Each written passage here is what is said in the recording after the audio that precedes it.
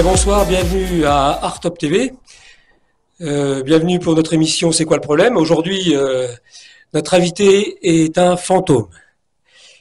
Il est là, mais vous ne le voyez pas. Et pourtant, il est réel. Bien réel. C'est le fantôme de l'extrême droite.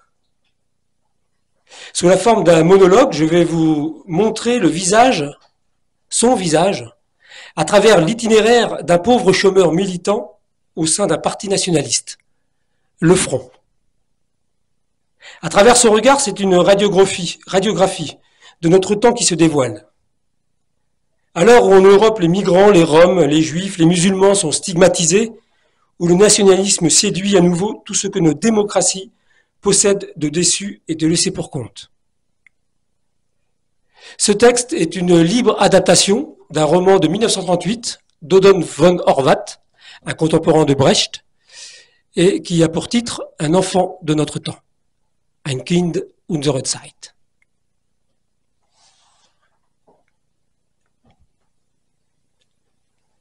Origine. Suis frontiste. Suis heureux d'être frontiste. Le front donne un sens à ma vie. Avant, le monde m'apparaissait vide et mon avenir, je l'avais enterré.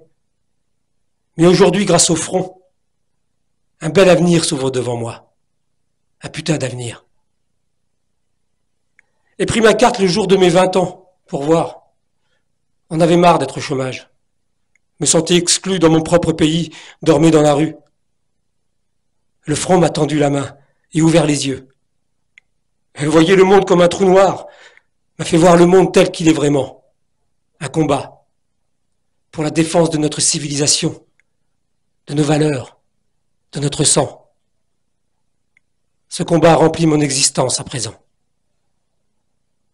Quand je pense à mon père, avec sa vision de prolétaire, travail, a toujours eu que ce mot à la bouche, travail, a jamais rien vu d'autre, travail. Si dans un mois t'as rien, tu dégages. T'entends? Et rien. Alors dégage. Je lui en voudrais toute ma vie pour ça. Du jour au lendemain, je me suis retrouvé à la rue, paniqué sans personne pour m'aider, contraint pour bouffer de lécher le cul à la charité, tel un chien, un pauvre chien de chômeur. Attends donc, au milieu d'une longue file qu'on me donne à bouffer. Ça pue. Avancez. Je pue. Attendez. Une pensée me ronge la cervelle, on commence à ne plus me voir. Avancez. Surtout les femmes. Attendez. La faim me ronge l'estomac. Avancez. Me faut une autre côte. Attendez. Une autre côte et un pantalon neuf. Avancez. On me tend un bol en plastique où flotte un bout de soupe. Et qu'une envie le balancer, le jeter dans le caniveau, ce bouillon pour Clodo, plutôt voler que mendier, tout en sa fierté, même un pauvre chien de chômeur. On me regarde avec réprobation, mais dans la file, beaucoup pensent comme moi. Et voler 8 mois durant. De quoi bouffer le plus souvent, mais aussi de l'alcool. Lentement, je voyais mon cerveau s'engourdir, mon corps dégringoler. Mais aujourd'hui, c'est terminé. Mon corps est fort, mon cerveau est fort. Marche en première ligne sous l'oriflamme du parti avec les patriotes, les vrais. Groupe d'intervention 11, rassemblement. Nous nous rassemblons, en rang, en pantalon et t-shirt noir. Le chef nous passe en revue. Nous le suivons du regard, et lorsqu'il a avancé de 3 pas, nous regardons devant nous, droit et immobile, ainsi que nous l'avons appris. Votre devoir est de protéger nos valeurs avec fermeté. L'ordre doit régner. Il faut de la discipline. Nous aimons la discipline. Elle est pour nous un paradis face à l'insécurité d'une époque sans travail. Nous aimons notre chef, un lieutenant de la BAC, un homme juste et sévère, un vrai père. Nous aimons notre pays, nous, contrairement à tous ces étrangers, afro, arabo, musulmans et tous ces technocrates qui nous gouvernent. Ce n'est pas grâce à eux si je suis fier d'être français. Ce n'est pas grâce à eux si nous sommes des milliers à défendre la famille, la vraie. Ce n'est pas grâce à eux si tout un peuple travaille à retrouver l'honneur de sa race. tout va changer. Nous gagnerons les prochaines élections. Nous sommes prêts. Notre chef est malin. Elle finira bien par les rouler. C'est une maître dans l'art du mensonge. Il n'y a pas de vie sans le mensonge. Nous gagnerons les prochaines élections. Nous défilerons à travers les villes. Vous nous verrez partout. Nous gagnerons les prochaines élections parce que nous avons compris, nous, que ce qu'il y a de plus important dans la vie d'un homme, c'est la patrie. Il n'y a rien au-dessus. Tout le reste est absurde. Cependant, il reste des gens encore qui s'obstinent à ne pas voir cette évidence, empêtrés qu'ils sont dans leur bouillasse idéologique. Travailleurs, travailleuses! Mon père est de ce genre. Il en est encore à déblatérer son couplet contre les patrons. Sauf qu'aujourd'hui, les fraudeurs, les profiteurs, les voyous, c'est qui? Il faut le dire, ne plus se mentir. C'est les bicots, les négros, les mauvaises peaux. Tout pour eux, rien pour nous. Et puis ils sont tellement partout qu'on se sent plus chez nous. On voit qu'eux à la télé, dans les journaux. On voit qu'eux. Échec scolaire. C'est eux. Drogue. C'est eux. Terrorisme. C'est eux. Savent que foutre la merde. Pourtant on arrive encore, par bateau entier, pour bosser, soi-disant, alors qu'il n'y a déjà plus assez de boulot pour nous, les nationaux. Et alors? Où est le problème, disent les bobos? Vive la société multiculturelle! Eh bien nous, au front, nous disons que crève la société multiculturelle et que vive la patrie.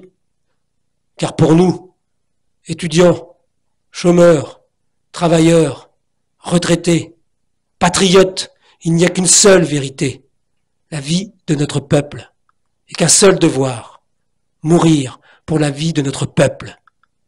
Tout le reste est dépassé. Nous sommes en ligne au coude à coude. Je suis le 9e sur la droite. Vu comme ça, de l'extérieur, je me plais bien.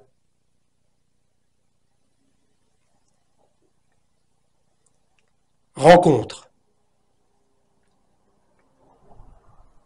Nous sommes deux, un camarade et moi. Nous descendons le boulevard qui mène au port. Le printemps est proche, on le sent dans l'air. Nous parlons des femmes. Parle-le moins. Aime mieux rester avec mes idées. Les femmes sont un mal nécessaire. On en a besoin pour constituer un peuple héréditairement sain et racialement dévoué à la patrie. Mais à part ça, ça fait que des histoires. C'est toujours en retard. Ça n'a ni loyauté ni conviction. Ça n'aime que le fric. Et la bite. Nous, les hommes, on n'est plus droit. On craint ni la bagarre, ni le froid, ni le silence. Nos pas claquent sur le trottoir. Pure provocation. Mais bizarrement, personne n'y prête attention. Marchent tous comme des fions, tête baissée. Le boulevard est maintenant de plus en plus large et animé. On voit la mer s'étaler davantage. Et alors que nous continuons à dévaler vers le port, aperçois soudain arriver sur moi une femme d'une beauté inouïe.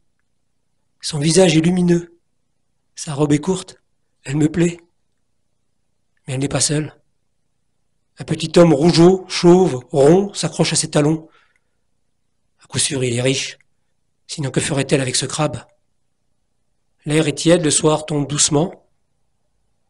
Et tandis qu'elle remonte tranquillement le trottoir en tanguant de la croupe, une pensée se cloue dans mon cerveau. Ce crabe est mon compatriote.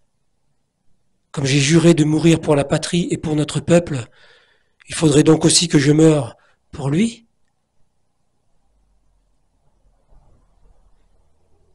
Le chef. Un jour, quand notre temps appartiendra au passé, alors le pays pourra mesurer combien nous avons été héroïques. Il est 2 heures du matin. Reçois par SMS l'ordre de rejoindre mon groupe à la sortie de la ville. Quitte ma chambre d'hôtel sans bruit et fonce avec mon vélo dans la nuit. Arrive le dernier. On tous un scooter ou une voiture. Le chef sort de la sienne. Aussitôt, nous nous mettons en ligne au coude à coude. Le chef nous passe en revue lentement, avec un œil plus rude que d'habitude. Car il ne s'agit plus d'exercice. Allons faire du nettoyage. Et savons tous par quoi commencer. Les Roms. Ces pouilleux ne s'attendent certainement pas à nous voir débarquer en pleine nuit. On va se marrer. Savons que nous ne risquons rien, les gens en ont assez de leur gueule. Peuvent plus blairer sous leur nez ces mains d'enfants crasseux, ces infirmes hideux, toute cette pourriture qui ne nous apporte que des problèmes. Seulement les gens ont peur. Pas nous. Allons extirper ces herbes à poux de notre sol sacré. Il est 2h40. Approchons sans bruit du terrain vague. La nuit est encore profonde. Un chien maigre rôde autour des baraques en reniflant la boue. 2 gros rats courent d'un tas d'ordures à un autre. Nous nous déployons. La nuit est douce. L'odeur insupportable. Nous sommes maintenant en position. Attendons le signal. Une silhouette soudain apparaît sortant d'une des cabanes. Court derrière un buisson, baisse sa culotte, s'accroupit, pisse. Ça fume. On dirait que la terre brûle. Un avion passe au nord, l'accroupi lui fait un signe. Boum! Un gros coup de pied au cul vient interrompre sa rêverie. C'est le signal. T'as fini? Lui gueule notre chef en l'attrapant par la tignasse. Alors va dire à ta tribu de foutre le camp d'ici, vous avez 2 minutes. Cul à l'air, la fillette détale en aboyant. Vous attendez, tas de cafards, dehors! J'ai 2 pierres sur les toits en tôle pour les aider à sortir. Ça hurle, des gosses surtout. Ça sort, ça cavale de partout. Or, un des cafards curieusement ne court pas. Il marche, droit et tranquille vers notre chef, un couteau à la main. Tous, nous nous mettons alors à crier « Chef! Chef! Attention !»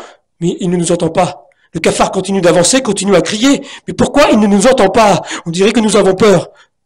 Et peur sent comme un marteau d'enclume taper sur mon cœur. Va le planter, putain, si tu fais rien. Gronde soudain mon cerveau. Vas-y. Pourquoi moi? Préfère passer pour un lâche? Je suis pas un lâche. Alors vas-y. Ramasse une grosse pierre et assomme-le ce fumier. Sinon le chef va y passer, c'est ça que tu veux? Non. Nous aimons notre chef. Un homme juste et sévère. Un vrai père. Yves. Voilà. Je suis derrière lui maintenant. Prêt à le saigner ce fumier. Quand tout à coup, crac. C'est quoi ce bruit? Le cafard se retourne. C'était quoi ce bruit? On s'en fout, cogne, vas-y, crac. Sa mâchoire craque, son sang coule, dedans tombe, mais c'est tout. Et toujours debout. Veut ma peau maintenant. Je le vois dans ses yeux verts, dans sa main noire qui se serre et prend son élan. M'attend à crever. Quand tout à coup, bon, un bruit énorme, comme un rire qui éclate. On se regarde, le cafard et moi, l'œil étonné, puis soudain le sien se met à trembler, dérape, cherche à s'accrocher à je ne sais quoi, à son corps qui bascule et tombe dans la boue. À un rire, celui de mon chef hilar soufflant sur son arme de service, au vide qui m'entoure. Il ne reste plus personne à part nous. Nous sommes maîtres du terrain. Il est 2h50. Brûlez-moi ce taudis. Réduisez-moi ça en cendres qu'il n'en reste rien. Un jour, quand notre temps appartiendra au passé, alors le pays pourra mesurer combien nous avons été héroïques.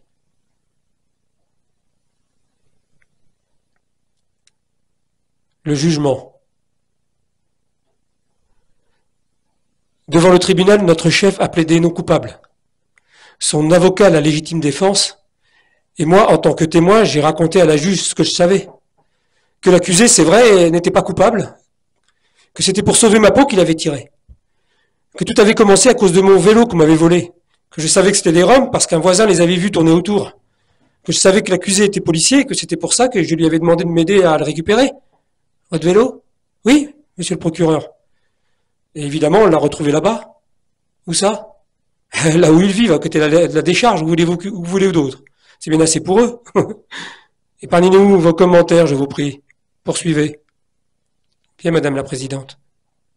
Mais avant, excusez-moi. J'ai entendu monsieur le procureur dire tout à l'heure qu'on avait défoncé la porte de la victime pour entrer. Ce n'était pas le cas, non? J'ai frappé. Doucement, pour pas réveiller les gosses dedans. Comment saviez-vous que la victime avait des enfants? Ah, ils en ont tous, sauf pas idiots. C'est plus facile pour faire la manche.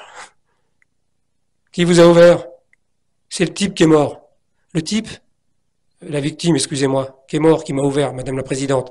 En souriant, il puait la fumée de cheminée. Deux dents en or brillaient derrière son sourire, qui planquait un couteau. C'est pour sauver ma peau que l'accusé a tiré, que j'ai répété à la juge. A pas trop cru à mon histoire. Pourtant, était le seul à témoigner. Pas un de ces cafards n'avait osé montrer sa gueule au procès. Craignent trop de se faire expulser. Malgré ça, la juge a condamné notre chef à 1 an ferme pour homicide involontaire. Putain, allait perdre son boulot. Ne vous inquiétez pas, soupire l'avocat. Nous ferons appel de la décision. Ce n'est pas parce que la victime a été tuée d'une balle dans le dos que la justice doit faire de ce délinquant un martyr. Il en va de l'honneur d'un homme et de la police. Ses yeux brillaient d'émotion ou de fatigue, car s'est mis aussitôt à bâiller sur sa manche avant de me planter là pour s'en retourner vers son client en moulinant du bras. Le chef était debout, silencieux, tête baissée. Un de ses collègues le menottait. Soudain, il a haussé le front et m'a regardé. Son œil était rude. Me suis alors frappé le cœur de la main droite avant de tendre le bras. Poing fermé. Force, honneur, patrie. A soulevé ses poignets en riant. Puis les gendarmes l'ont emmené.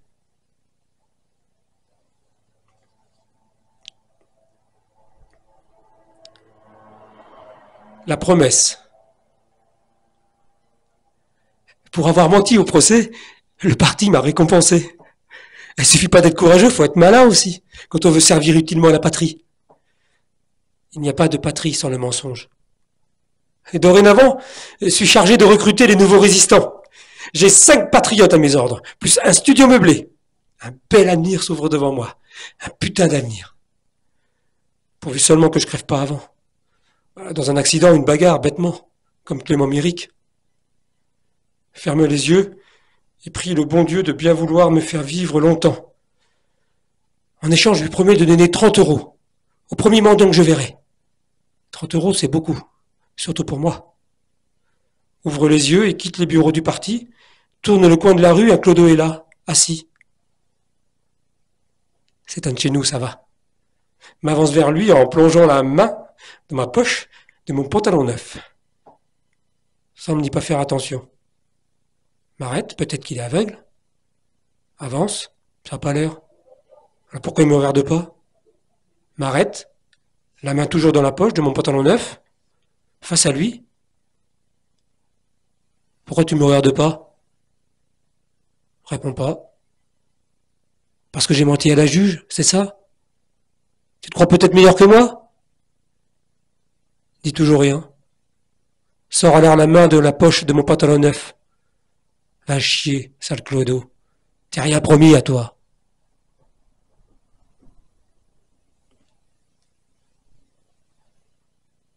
La femme du chef. Dieu sait tout et voit tout. Il ne quitte personne des yeux. Il n'y a plus que les musulmans pour croire à des conneries pareilles. Et même eux, ils devraient se poser la question. Il fait quoi, le bon Dieu? Il voit bien toutes les saloperies qui se passent dans le monde. Pourquoi il fait rien contre? Peut-être qu'il pense qu'à sa gueule, lui aussi. Ou peut-être qu'il veut pas se montrer, tout simplement. Qu'il a peur. De nous, va savoir. C'est bien là le problème. Comment savoir? Il y a 3 religions, 3 vérités, résultat, aucune n'est d'accord avec l'autre. Chacune a l'air de tout savoir, mais qui peut savoir tout? Pas moi, en tout cas. Jamais, par exemple, aurait pu prévoir que moi et la femme du chef... Et pourtant, peut-être que Dieu existe finalement, et qu'il a une vérité pour chacun de nous. C'est elle qui a voulu me voir. Vous pouvez pas refuser, c'était un ordre. La chef souhaite vous remercier personnellement au nom de son mari. Voici son adresse, allez-y. Elle habitait dans une maison en banlieue. Fallait prendre le train. Et pris celui de 16h13. Je m'en souviens parce que je suis né un 13, comme Anders Breivik. 1 heure après était arrivé. C'était la fin de l'été ou le début de l'automne. Le soleil brillait tristement, comme s'il se retenait de pleurer. Sort de la gare, tombe sur un bar, entre, personne. Vu au comptoir, commande un café et demande pourquoi le bar est vide. C'est Ramadan. Commande un grand verre de blanc. Arrête pas de penser à elle, à la chef. Marche avec l'idée qu'elle va me chialer sur l'épaule. Aime pas les gonzesses qui chialent, c'est pas les consoler. Mais heureusement, il n'y a pas eu besoin. Elle avait déjà digéré sa douleur, vu son sourire en m'ouvrant la porte. Fou quoi en déshabillé à cette heure? Me fait entrer, puis m'invite à la suivre dans le petit salon, à de longues jambes, et plus grande que le chef. Me fait asseoir sur un fauteuil en cuir rouge, s'assoit sur un autre, sourit toujours. Peut-être s'imaginait-elle déjà couchant avec moi? Pas moi en tout cas. Moi, à ce moment-là, je repensais à ce que le chef m'avait dit un jour, que ça allait plus trop bien entre eux, qu'elle souffrait à cause de la place que prenait le parti dans leur vie, mais que lui était heureux avec nous. Avait bien le croire. Qu'est-ce que l'amour d'une femme à côté de celui de la patrie? Cigarette? Non merci. En prend une, détend ses longues jambes, ouvre la porte-fenêtre, fume, sans un mot en regardant dehors. Se tracasse pour son mari sûrement. Aperçoit un grand jardin et derrière la ligne de chemin de fer, voit son joli cul aussi. C'est affreux. Oh, il y a pire. Qu'un pauvre homme qui est mort. Se retourne, tout son visage est devenu pâle. Dites-moi la vérité. C'est pour sauver votre vie qu'il a tiré? Oui. Vous mentez. Attends, c'est pas pour la juge ou quoi? J'avais l'impression d'être tombé dans un piège. Non, c'est la vérité. Un train passe, traverse son déshabillé et ressort de l'autre côté, en gueulant. Tirez-vous! Allez-vous-en, vous me dégoûtez, vous et votre parti! Force, honneur, patrie, laissez-moi rire. Où est l'honneur dans le crime? Où est la patrie? Vous vous prenez pour des héros, des assassins, des lâches, voilà tout ce que vous êtes. La parole de trop. L'attrape par le col comme si c'était un bonhomme. Je suis pas un lâche. Alors je vous ordonne de me dire exactement ce qui s'est passé. Obéit. Lui lâche le cou, m'assoit, lui raconte tout. Tout ce que c'est déjà. Notre combat, le danger que représentent tous ces étrangers pour notre civilisation, notre culture, notre sang, le sacrifice de son mari. Il vous a sauvé la vie. Vraiment. Vraiment. Me regarde longuement, puis gentiment soudain me demande si j'ai faim. N'ai pas le temps de répondre, ses longues jambes évacuent la pièce qui devient de plus en plus sombre. Dehors, la pluie s'est mise à tomber, me lève pour fermer la porte-fenêtre et allumer la lumière. Passe devant un grand miroir doré, me regarde dedans. Tu ressembles à ta mère. Depuis quand n'es-tu pas allé sur sa tombe? Et ton père? Tu y penses de temps en temps? Non. J'ai plus rien à voir à faire avec cet ivrogne.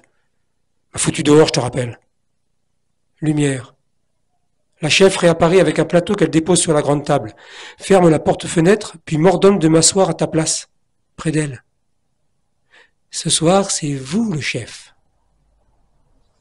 J'avais vraiment l'impression d'être tombé dans un piège. Mais celui-là commençait à me plaire. Vin rouge? Croise les jambes. Ou vin blanc? Vous laisse juge. Décroise les jambes. Rouge alors. Souris.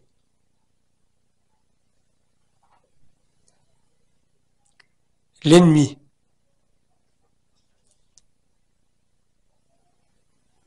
Suis seul. Tout seul. M'en virer à cause de cette salope. Pour eux avait sali l'image du front, anéanti des années d'efforts pour en faire un parti respectable. Qu'est-ce qui t'a pris de lui arracher son niqab à cette bougnoule? Maintenant toute la presse juive est sur notre dos. On t'avait demandé de recruter des résistants, pas de les jouer. T'as vu comment il parle de nous maintenant? Il était décrit comme un paumé, une victime, une proie avalée par la crise et dont le front se nourrissait. On veut plus de toi chez nous. T'as 3 jours pour prendre tes affaires et vider le studio, c'est clair? J'ai pas dit un mot. Je me suis frappé le cœur de la main droite avant de tendre le bras poing fermé, expression de ma totale obéissance. Puis je suis sorti. On avait gros sur le cerveau. J'avais vraiment pas eu l'impression d'avoir dépassé la ligne blanche. L'avais défendu plutôt. Contre l'ennemi. L'islam. L'islam est une menace pour notre identité, nos valeurs, notre mode de vie. Nous n'en voulons pas ni dans nos rues, ni dans nos écoles. D'ailleurs, l'islam n'est pas une religion, c'est un poison. Pire, une gangrène, qui vise uniquement à nous détruire, à dominer le monde, à nous apposer à un Dieu barbare et pédophile. N'êtes pas d'accord? Poursuivit l'assistante sociale. On fait tout pour eux. La santé, le logement, l'éducation. Voyez comment ils nous remercient. Donc que de la haine pour notre pays. Ça suffit. Avait dit ça suffit, comme on dit, à mort. Était d'accord. Mais n'était pas venu pour parler religion. Avait besoin d'aide, d'un toit. Supportait plus de coucher dehors, avait faim, puait. M'a ironiquement fait remarquer que je n'étais pas un cas unique, mais que néanmoins, étant patriotiquement prioritaire à ses yeux, aller voir ce qu'elle pouvait faire. A téléphoné, tous les foyers d'urgence étaient saturés. Alors ouvert un tiroir. Sa main gauche hésita. N'ai plus le droit, théoriquement, de donner de l'argent, que cela reste entre nous, qu'elle dit à voix basse, entre nous et le bon Dieu. 30 euros. Ça vous va? L'affiche. T'as pas le choix. C'est ça ou à nouveau la soupe? Non. Plus rien à voir à faire avec lui, t'es déjà dit. Calme-toi et fais le compte. Te reste qui d'autre à part lui? Personne. Et le seul. Alors va le voir, fais-lui bonne mine et surtout ferme ta gueule. Il faut qu'il te donne de l'argent. C'est ton père après tout. Je suis donc allé le voir. Dans sa banlieue en ruine, cité Lénine. Clapier pour prolo où j'ai grandi entouré de noirs et d'arabes, d'esclaves comme lui. Non. Pas comme lui. Peut pas être l'esclave, mon père. Et blanc. Donc libre. Le bus ralentit. Pour Lénine doit descendre, faire le reste à pied.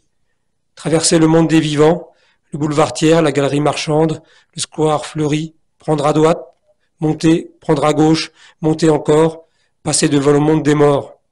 L'ancienne pharmacie, l'ancien garage, l'ancienne poste, ma vieille école pour y être, sous l'ombre colossale d'un long bâtiment en L. Bienvenue chez les boucs émissaires, me lance un grand noir adossé à un mur infini. Ne pas leur parler, c'est la règle. On est les nouveaux juifs. Tôt ou tard, nous aussi, on nous foutra dehors, sans souci de notre sort. Et alors, pourvu que ça améliore un autre. Le regarde, ressemble pas à un bouc ni à un juif, ressemble à rien. Comme cette affiche presque entièrement déchirée derrière lui. Non, pas comme cette affiche. Ressemble à quelque chose, elle la reconnaît, c'est une des nôtres. Une femme blonde, un fond bleu, et cet appel clair à la nation. Votez front. Votez front. Ces deux mots désormais ne font plus peur. Disent plus vrai que tout le baratin de ces partis corrompus qui se passent le pouvoir depuis des décennies. Ils disent ces deux mots. Nous sommes la patrie, nous sommes la vertu, nous sommes l'avenir. Le grand rien me salue du menton. Ne pas leur parler, c'est la règle. Relève le menton en passant devant l'avenir.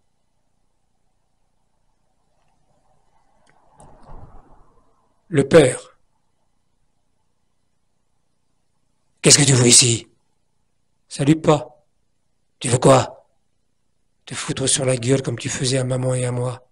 Calme-toi, oublie pas pourquoi t'es là. Te demander pardon. Me regarde avec des yeux ronds, sait plus quoi dire, ce con derrière sa porte blindée.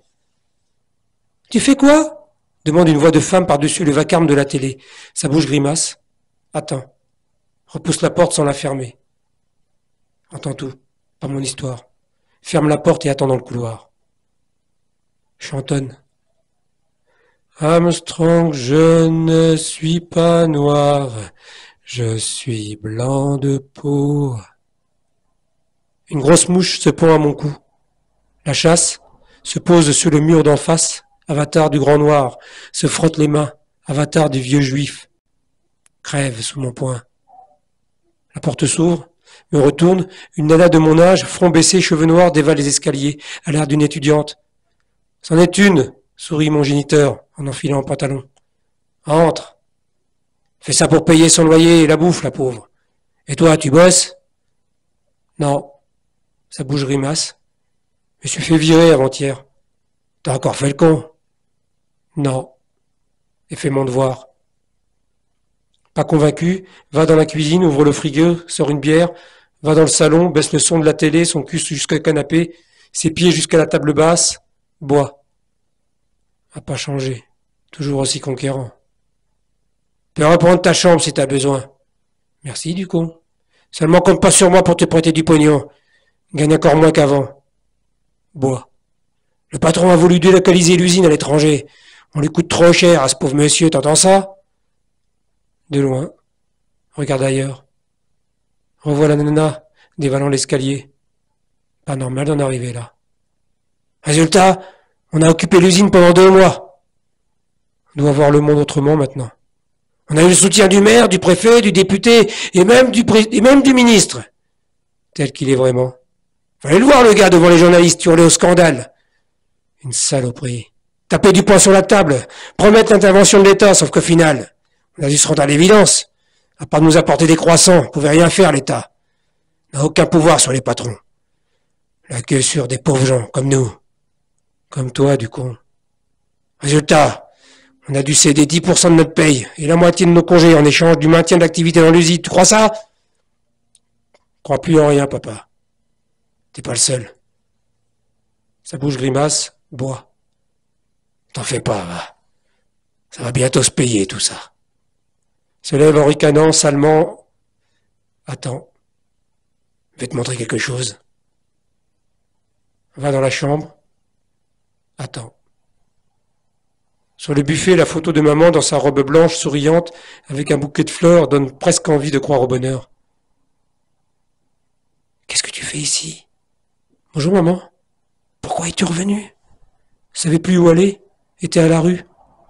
C'est dur dehors, tu sais maman. Et dedans alors? As-tu oublié tout ce que nous avons vécu? Non. Oublierai jamais ce qu'il t'a fait. Voudrais le voir crever. Chut! Le diable pourrait t'entendre. Trop tard. Le voilà qui surgit devant mes yeux, son visage est énorme. C'est une femme blonde, sur un fond bleu. Tu reconnais?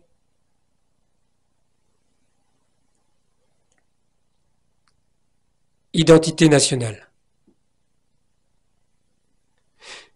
Qui décide de notre destin? Qui fait de l'un un chef et de l'autre un chien? Qui est-il celui qui ordonne ça? Si c'est le bon Dieu, on voit pas où est la bonté. On devrait plutôt faire tous les hommes égaux, on aurait la paix. Au lieu de ça, à ses têtes le bon Dieu. Comme à l'école ou au boulot. Et manifestement, la mienne ne lui revient pas. On prend plein la gueule à chaque fois. On comprend pas pourquoi, lui, n'a jamais rien fait pourtant. Ah, peut-être qu'il m'en veut. Qu'il m'en veut de ne pas avoir tenu ma promesse. Peut-être que j'aurais dû lui donner mon argent à ce mendiant. On serait peut-être pas là aujourd'hui. Squatte chez mon père depuis 1 mois. L'aide à coller sa vengeance la nuit sur les murs de la ville. La journée suis tranquille, le vois pas, par bosser tôt et revient jamais avant d'être complètement bourré. Et donc tout le temps pour lire, penser. Rien d'autre à faire de toute façon, quand on est un pauvre chien de chômeur. Lire, pour éviter que le cerveau tourne en bouillon. Penser, pour garder l'estime de soi. Ne pas devenir une bête, totalement. Regarde par la fenêtre, le temps est froid et sec, comme mon avenir. Sans soudain mon cœur gelé sur place. Sur le trottoir, une bande de gamins, que des Noirs et des Maghrébins, discutent autour d'un quad. Entend leurs cris, leurs rires monter en cascade. Rigoler. Rigoler. Aurait beau faire des études, manger du porc ou changer de prénom. Allez en chier toute votre vie. À cause de votre sale putain de gueule. Tandis que moi, je suis d'ici, je suis chez moi. On est chez nous. On peut aller partout dans le pays, on ne me demandera jamais mon pédigré, ni ma carte d'identité. Et ça, même pour un pauvre chien de chômeur, ça réchauffe le cœur.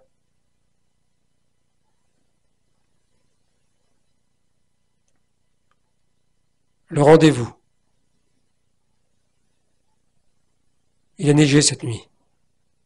Et tout est blanc à présent, même la rue. Prends mon téléphone, cherche dans ma poche le papier où est inscrit son numéro. Le sang s'étranglait sous mes doigts. Veux pas l'appeler. Pourquoi? Demande la bouche à bière, en me tendant un billet de 50. Ça te ferait du bien de voir quelqu'un, même une putain. Rassure-moi, t'es pas pédé au moins. Sors de ma poche le papier chiffonné. Appelle. Sa voix ensommeillée me donne rendez-vous à midi. Pas Lénine veut pas. Ok, chez moi, ça me dérange pas. Me donne son adresse et raccroche avant moi. Regarde l'heure, 10h30, ça va. Pourrais finir de lire les carnets de Turner. Aurais le temps de me laver aussi. Mais on n'ai aucune envie. Préfère prendre le temps de marcher sur la neige, à reculons, pour voir l'empreinte de mes pas aller d'un côté et moi de l'autre, pour déconner. Ça suffit maintenant. Monte l'escalier qui mène à son appartement. Arrive devant la porte, entend chanter à l'étage du dessus. Sonne. J'arrive. Entend rigoler à l'étage du dessus. Attends. M'ouvre après 1 minute de silence en peignoir. Et de chez nous, ça va. Craignez le contraire à cause des cheveux noirs, mais à une peau normale. T'es en avance, entre. Et pas d'accent. T'as soif? Les rideaux sont tirés. Non. Dans ce cas, déshabille-toi, dois faire un dernier truc et j'arrive. On n'est pas pour long. M'assois sur le canapé lit du salon, enlève mes chaussures, habiterai bien ici, moi. Hein, qu'est-ce que t'en dis? Assez grand pour 2, voire 3. Sors le pognon de mon pantalon, le balance sur son bureau. Pourquoi tu te marres? Enlève mon pantalon. Je suis sérieux, on a le même âge à peu près, les mêmes racines, les mêmes cultures, y a pas de raison. Mon manteau, quand le front sera au pouvoir, aurait du boulot, c'est sûr. Aura plus besoin de tapiner. Mon pull, ni de continuer ses études. Fera son devoir de patriote, s'occupera des gosses. Garde mes chaussettes, fait un peu froid. Le radiateur est éteint, économise sûrement. Attends. Commence à claquer des dents. Faut quoi, on met du temps. Il glisse vers la salle de bain, jette un œil à travers la porte entr'ouverte, la voit, à genoux sur un tapis rouge. Un voile blanc sur ses cheveux noirs. Parle au mur. À quoi elle joue? À son front par terre maintenant. Putain, une musulmane. Encore pas mes paupières. Je suis effaré, écœuré, horrifié, notre race, notre patrie, à genoux devant l'ennemi. Pousse la porte du pied gauche, le cerveau comme un bras zéro. Pourquoi? Répond pas, continue sa prière, comme si de rien n'était. Avance le pied droit. Réponds! Préfère les bicots, c'est ça? Dit toujours rien. Continue sa putain de prière comme si c'était sa dernière. Le bonhomme de neige. Marche à grands pas dans l'appartement. Cherche encore à me convaincre qu'elle dort seulement. La secoue doucement pour la réveiller. En vain. Était devenu un assassin à cause de mes idées. C'est bizarre. Soit vos idées vous mènent à rien, soit vous mènent si loin que vous ne pouvez plus revenir en arrière. N'est pas la vague d'un regret. Et fais mon devoir. Continue de marcher. Loin de son appartement maintenant. Et mon pull, mon manteau, mes chaussures, mon pantalon, est froid pourtant. La nuit va tomber bientôt. Les rues sont presque vides. Donne mon argent à un mendiant histoire de mettre Dieu dans ma poche. C'est jamais ça peut servir. Un violent coup de vent vient cingler mon sourire, puis s'en retourne en rampant. Le suis, arrive devant un parc, désert. Tout est grelottant de neige. Les arbres, le toboggan, le bac à sable. C'est beau, presque irréel. J'ai l'impression d'y être déjà venu. Ferme les yeux, dévale l'escalier de ma mémoire, arrive au grenier de mon enfance, fouille dans les malles, retrouve une image, intacte. Maman est à côté de moi dans le parc. Son visage est lumineux. Nous jouons ensemble à cache-cache au toboggan avec le sable longtemps, pendant que l'autre est au bistrot. Ouvre les yeux, regarde le panneau sur la grille, fermé. Je suis maître du terrain, passe par-dessus le panneau. D'énormes nuages défilent au-dessus de la ville. Va encore neiger ce soir. M'assois sur un banc, regarde le toboggan, donne presque envie de croire au bonheur. Mais l'avenir sera autre. Tôt ou tard, les flics sauront que c'est moi, trouveront mon numéro sur son portable, iront direct chez la bouche à bière, mais il serait pas. Veut pas me faire arrêter là-bas. Pas devant ma mère. Mérite pas ça, comprendrait pas. A toujours vu le monde autrement. A toujours aimé les gens. Non. Préfère les attendre ici, même s'il fait froid. Ça serait pas la première fois qu'un pauvre chien couche dehors. La neige tombe à présent, passe en revue d'un œil dur les flocons qui dégringolent comme des grosses mouches blanches, en silence. La nuit passe, le jour prend la relève, le parc va ouvrir bientôt. Seul, assis sur un banc, un gros bonhomme de neige attend l'arrivée des enfants.